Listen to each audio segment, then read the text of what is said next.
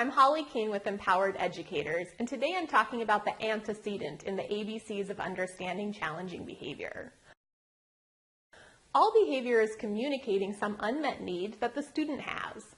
Students engage in behaviors, positive or negative, that have worked for them to get their desired outcome in the past.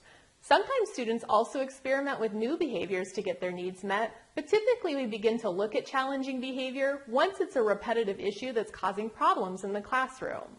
The first step to understanding challenging behavior so you can address it effectively is to clearly define the behavior and then look at what happens immediately prior to the behavior occurring.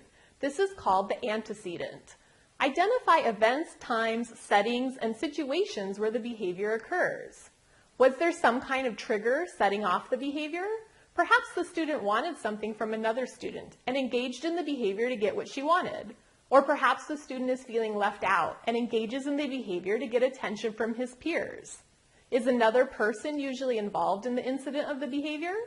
Sometimes the challenging behavior always occurs during the student's interactions with the same peer or teacher. Is the other person contributing in some way to the student's responses? Is the behavior happening only at certain times of day or during certain subjects? Or is it consistently happening at the same time of day? Perhaps the student always engages in the behavior right before lunch or recess because he is bored or hungry or restless.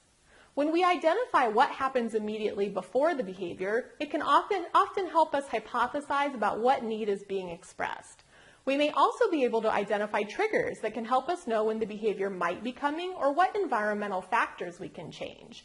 This allows us to stop the behavior in the future before it starts. In the next video, I'll talk about the function of behavior and what we can do to identify the student's unmet need.